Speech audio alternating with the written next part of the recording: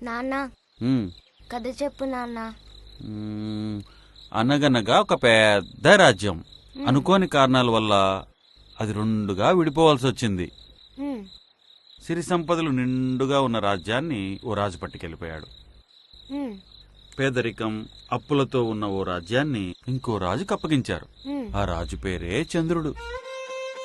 మరి చంద్రుడు ఏం చేశాడు? చంద్రుడు తనకున్న అనుభవంతో ఏం చేశాడంటే ఉమ్, తన ప్రజలకి మంచి భవిష్యత్తు ఇవ్వాలని, ఆ రాజ్యాన్ని ఆ, సంపన్న రాజ్యంగా తీర్చిదిద్దాలని దేవతల రాజధాని అమరావతిని ఉమ్, ఇక్కడికి తీసుకురావాలనుకున్నాడు. కాని కళ్ళబొల్లి మాటలు చెప్పి ఒక రాక్షసుడు ఆ. ప్రజల్ని మోసం చేసి అధికారాన్ని చేపట్టాడు. అమరావతిని సర్వనాశనం చేయాలని చూస్తున్నాడమ్మా. మరి అమరావతి ఏమనుకుంటుంది నాన్న? అమరావతి